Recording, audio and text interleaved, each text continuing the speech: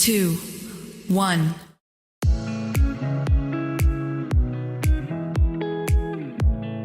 Assalamualaikum warahmatullahi wabarakatuh. Di video kali ini, kita akan membahas tentang daur hidup perempuan dari masa kehamilan hingga masa nifas.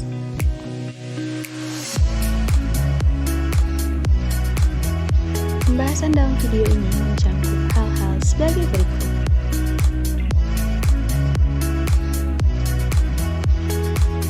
Yang pertama, pada pembuahan. Diawali dari fertilisasi hingga membentuk zigot.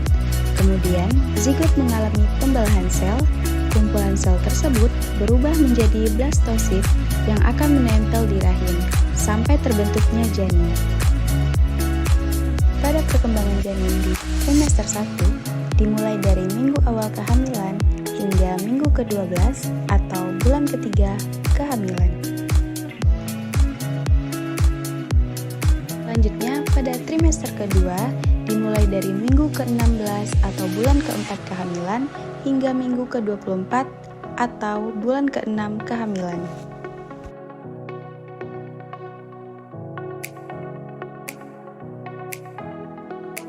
Selanjutnya, pada perkembangan janin terakhir di trimester ketiga, yaitu dimulai dari minggu ke-28 atau bulan ke-7 kehamilan hingga minggu ke-38 atau akhir kehamilan tersebut.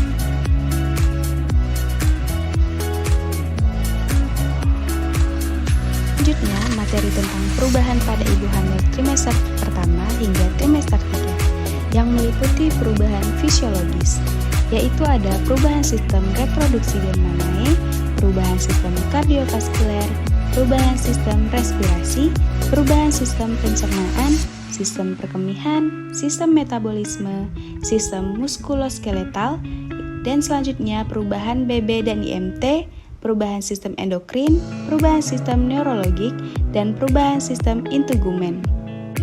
Pada perubahan psikologis, yang pertama, periode penyesuaian terhadap kehamilan yang terdapat pada trimester pertama, yang kedua, periode sehat pada trimester kedua, dan yang terakhir, periode menunggu dan waspada, yaitu pada trimester ketiga. Seri selanjutnya tentang persiapan dan tantangan trimester 3. Persiapan persalinan meliputi yang pertama, ada persiapan fisik, yang kedua, persiapan psikologis, yang ketiga, ada persiapan finansial.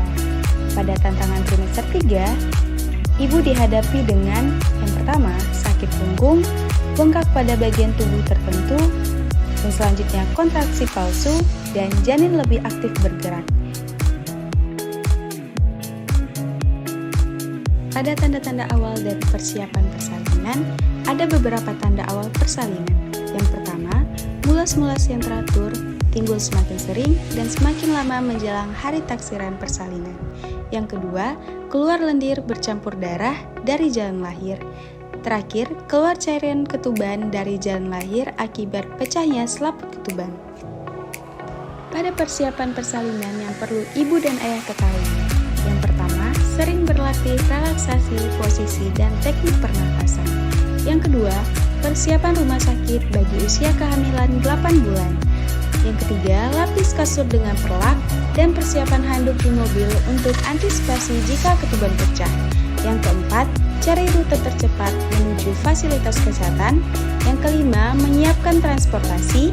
Yang keenam, meminta bantuan keluarga untuk menjaga. Yang ketujuh, jaga emosi yang stabil. Selanjutnya, konsultasi ke tenaga kesehatan. Yang selanjutnya juga, gabung ke birth class agar lebih percaya diri. Dan yang terakhir, waspadai komplikasi yang mungkin muncul. Pada tahapan pertama hingga 3 persalinan. Yang pertama, pada kelas 1 pembukaan, yaitu dimulai dari pembukaan 1 sampai 10, pembukaan dibagi menjadi 2, yaitu fase laten dan fase aktif. Selanjutnya, kala 2, yaitu pembukaan pengeluaran janin, dimulai dari pembukaan lengkap sampai dengan pengeluaran bayi. Pada kala 3, pelepasan plasenta. Setelah pengeluaran bayi, kemudian uterus berkontraksi lagi untuk melepas plasenta. Umumnya, plasenta lepas dalam 6-15 menit setelah bayi lahir. Pada pemulihan ibu dan perawatan bayi minggu pertama. Yang pertama, asuhan pasca persalinan terdiri dari pemantauan dan pemeriksaan, yang biasanya mencatat tekanan darah, memelihara payudara, mengkaji involusi uteri, dan memantau lohea. Selanjutnya, pada perawatan pasca persalinan, awalnya harus berfokus pada kebutuhan dan resiko morbiditas dan mortalitas, kemudian beralih ke pemeliharaan kesehatan ibu. Pada perawatan bayi haruslah dimulai sedini mungkin dengan melibatkan keluarga, terutama orang yang dekat dengan bayi seperti ibu. Pendekatan yang bisa dilakukan yaitu dengan menggunakan model perawatan ibu dan bayi atau lebih dikenal dengan Mother Baby Care. Mother Baby Care merupakan model memandirikan pasien yang bertujuan untuk membelajarkan pasien agar kebutuhannya terpenuhi. Perubahan hormon dan kesehatan ibu minggu kedua sampai minggu ke-6. Selama persalinan, hormon utama yang dapat mengatur kemajuan persalinan dan kelahiran serta dapat mempengaruhi resepsi nyeri. Keadaan emosional perempuan sangat mempengaruhi produksi dari ketiga hormon tersebut, sehingga untuk mengendalikan nyeri persalinan dapat dilakukan relaksasi. Hormon yang berperan dalam proses persalinan yaitu ada norepinefrin dan epinefrin. Selanjutnya ada hormon CRH.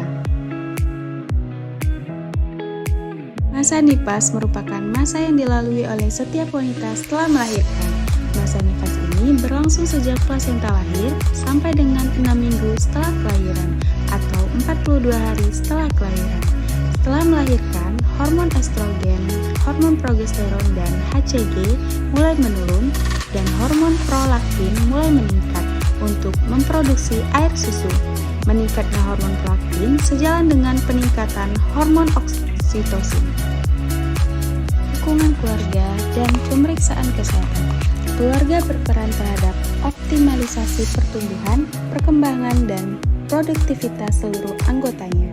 Salah satu peran suami dalam keluarga adalah menjaga kesehatan istri setelah melahirkan, yaitu dengan cara memberikan cinta kasih kepada istrinya agar sang istri merasa diperhatikan, mengantarkan untuk kontrol, menganjurkan untuk makan makanan yang bergizi, istirahat yang cukup, menjaga personal hygiene, dan memberikan dukungan penghargaan berupa pujian, penilaian kepada ibu nifas, dukungan instrumental berupa membantu merawat bayi. Adanya dukungan suami pada ibu di masa nifas akan menyebabkan ibu merasa tidak diperhatikan dan tertekan. Tekanan yang dirasakan ibu nifas tersebut, jika dibiarkan berlarut-larut, dapat menyebabkan ibu mengalami stres, sehingga bisa memunculkan sikap negatif dan menimbulkan perilaku yang kurang baik, seperti tidak mau makan, tidak mau memeriksakan diri ke tenaga kesehatan, dan akan berdampak buruk terhadap kesehatan dirinya.